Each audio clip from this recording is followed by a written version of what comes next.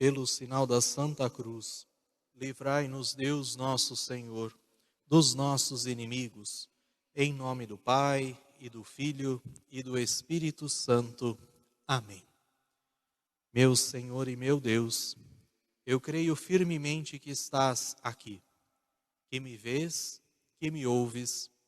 Adoro-te com profunda reverência.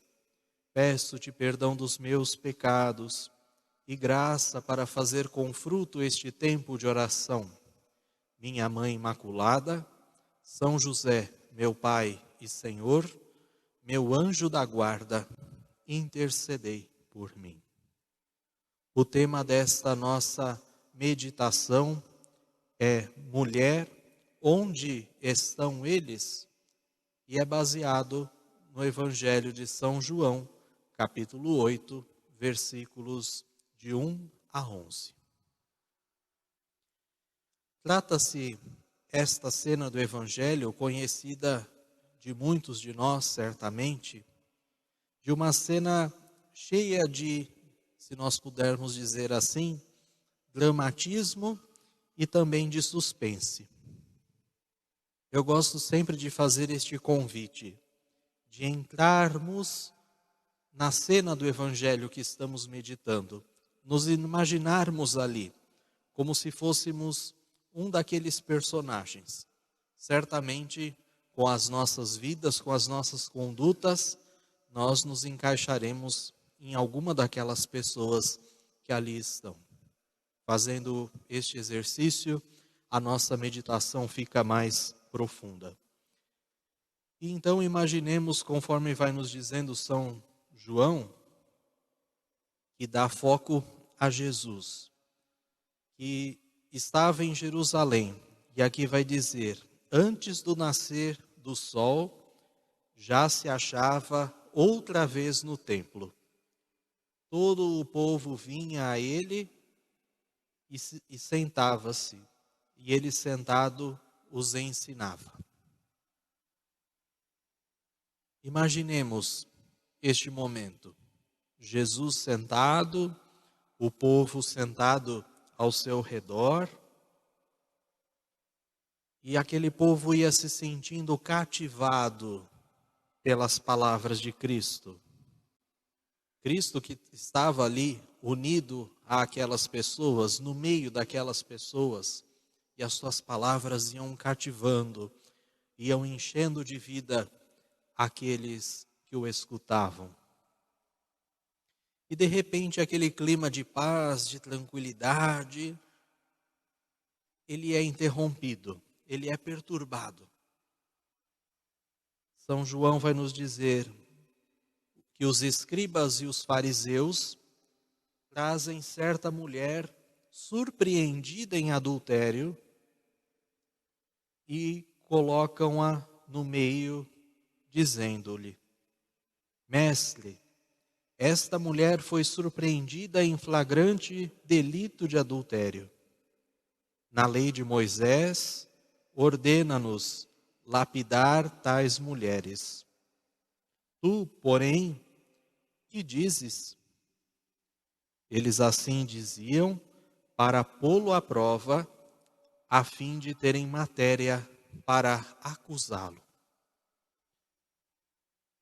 Ficava muito clara a armadilha feita para Jesus. Se Jesus dissessem para deixar aquela mulher em paz, ele seria acusado de acobertar aquele grave pecado e, consequentemente, de desobedecer à lei de Moisés.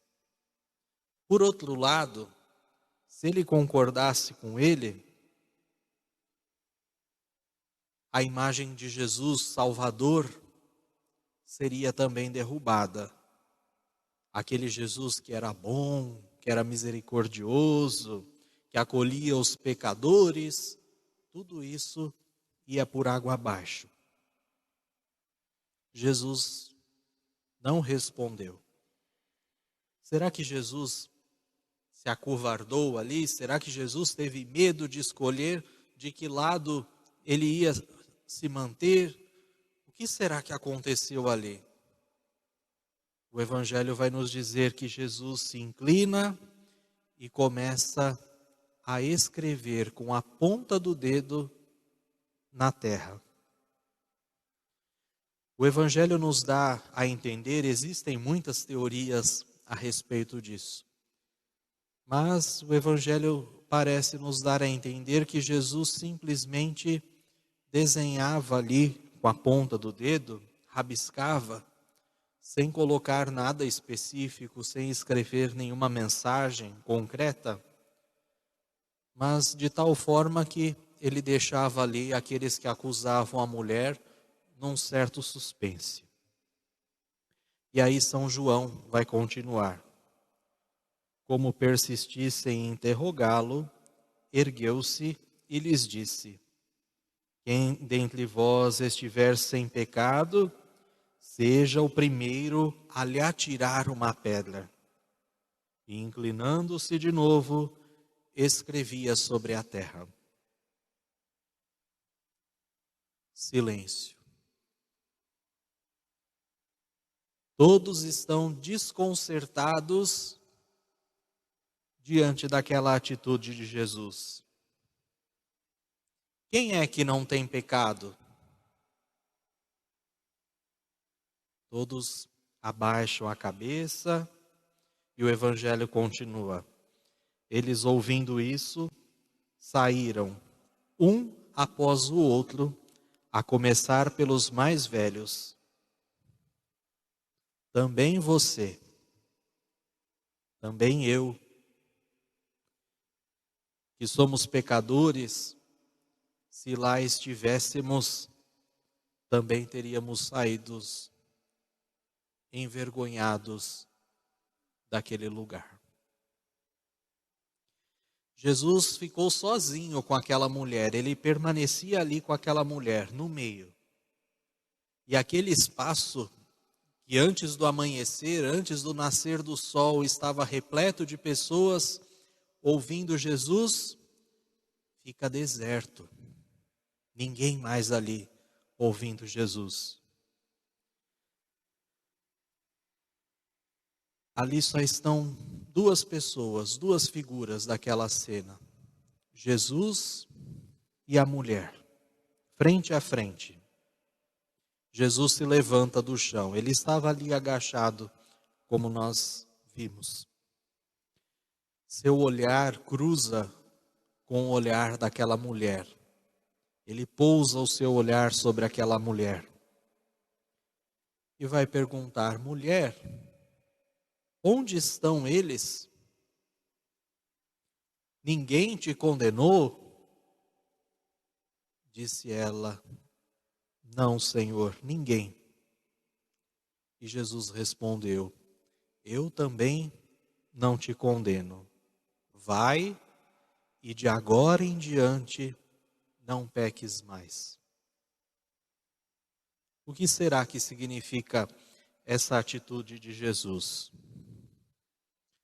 Certa vez eu li um comentário do Evangelho, sobre este Evangelho que nós estamos meditando, e ali se dizia que Jesus era tão misericordioso, era tão bondoso, que ele nos perdoava sem nem olhar para as nossas faltas. Antes de olhar para os nossos pecados, ele já nos perdoava de antemão. É muito bonito pensar assim. É louvável acreditar que Jesus é capaz de nos perdoar independente dos nossos pecados. Mas e essa última frase de Jesus? Vai e de agora em diante não peques mais. É a partir dessa frase-chave, que nós conseguimos compreender esse episódio, essa cena. É evidente que ali Jesus estava dizendo para aquela mulher: ninguém te condenou, eu também não te condeno, a ser apedrejada. Ou seja, Jesus está dizendo para ela: eu não quero a tua morte. Eu não quero que você seja apedrejada até a morte. A palavra vai dizer: Deus não quer a morte do pecador, mas que ele se converta e tenha vida. Este era o desejo de Jesus. Por mais que a infidelidade daquela mulher fosse um pecado gigantesco, Jesus não desejava a sua morte. Ele simplesmente desejava que ela se arrependesse e fizesse o propósito de não mais pecar. Vai e não peques mais. São Pedro, na primeira carta de São Pedro, vai escrever lá no capítulo 2, que Jesus carregou nossos pecados em seu próprio corpo, sobre a cruz, a fim de que, mortos para os pecados, vivamos para a justiça. Por suas feridas fostes curados. Ninguém, como Jesus, conhece o abismo do mal, do pecado. Ninguém, como Jesus, carregou as nossas culpas na cruz. Ninguém, como Jesus, sabe como os nossos pecados ofendem a Deus. Como dói em Deus desprezarmos o seu amor com as nossas atitudes, que muitas vezes são mesquinhas. Qual é o ensinamento, portanto, que Jesus nos dá hoje a respeito do perdão dos pecados? Basta que a gente lembre da parábola do filho pródigo, lá no Evangelho de São Lucas, capítulo 15, versículos de 18 a 21. O pai, ele é o símbolo de Deus, e ele perdoa o seu filho pródigo. Mas perdoa quando? Quando ele se arrepende, decide voltar para casa, no seu íntimo, no seu coração, reconhece a sua culpa e pede perdão, e volta para a casa do Pai. A gente ainda pode lembrar a meditação que nós fizemos no dia 30 de abril, aproveitando, você pode rever esta meditação e todas as outras meditações que nós fazemos sobre o olhar de Deus no meu canal do YouTube, Seminarista Rubens da Cruz. Lá você vai encontrar estas e todas as outras meditações sobre esse tema. Lá na meditação do dia 30 de abril, a gente via aquela mulher que chorava aos pés de Jesus as lágrimas dos seus próprios pecados. Seus numerosos pecados lhe foram perdoados, vai dizer Jesus, porque ela demonstrou muito amor. Evangelho de São Lucas, capítulo 7, versículo 47. E como é bonito a gente ler o que Jesus diz a respeito do arrependimento. Lá no capítulo 15 do Evangelho de São Lucas, haverá alegria no céu entre os anjos de Deus por um só pecador que se converta. É por isso que a igreja, fiel ao Evangelho, sempre nos ensinou que aquele que se aproxima do sacramento da reconciliação e assim pode fazer uma boa confissão, uma confissão válida, uma confissão verdadeira, para que isso aconteça, é preciso, antes de tudo, a nossa contrição. É preciso que a gente sinta a dor dos nossos pecados, a dor do nosso arrependimento. Essa dor certamente deve ser motivada pelo amor que sentimos por Deus e que será acolhida e que será transformada pelo amor que Ele tem por cada um de nós. O Catecismo da Igreja Católica, lá no número 1451, vai dizer assim: Entre os atos do penitente, a contrição vem em primeiro lugar. Consiste numa dor de alma e detestação do pecado cometido, com a resolução de não mais pecar no futuro. Eu gosto muito da definição de contrição perfeita que São José Maria Escrivá, o santo da vida corrente, o santo da vida cotidiana, traz no livro Caminho, no ponto 436. Assim ele nos diz: dor de amor, porque ele é bom, porque é teu amigo, que deu a sua vida por ti, porque tudo o que tens de bom é dele, porque o tens ofendido tanto, porque tem te perdoado, ele a ti. Chora, meu filho, chora de dor de amor. Não peques mais, diz Jesus. Com sua misericórdia, Jesus atingiu o coração daquela mulher adúltera. Ele fez experimentar o profundo amor de Deus. Diante de tamanho amor,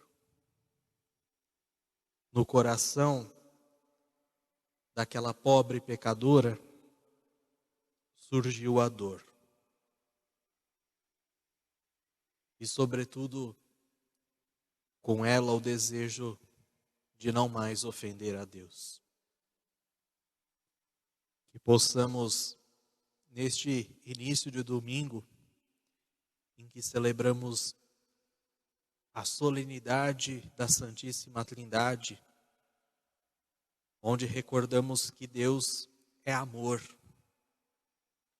E porque Deus é amor, Ele é uma comunidade perfeita, formada de 3 pessoas unidas neste amor. Deus transborda de amor por nós. E por isso Ele vem ao nosso encontro nesta manhã. Ele vem de braços abertos. Ele vem cheio de misericórdia, pronto a nos dar todo o seu amor, toda a sua vida, a derramar sobre este altar, daqui a pouco na Santa Missa que vamos celebrar, até a sua última gota de sangue pela nossa salvação. Que o Senhor nos ajude a seguirmos adiante na nossa vida, não remoendo os nossos pecados, não remoendo as nossas dores, mas na certeza de que Ele nos ama e Ele caminha ao nosso lado e que Ele nos quer pessoas alegres, pessoas felizes. Amém.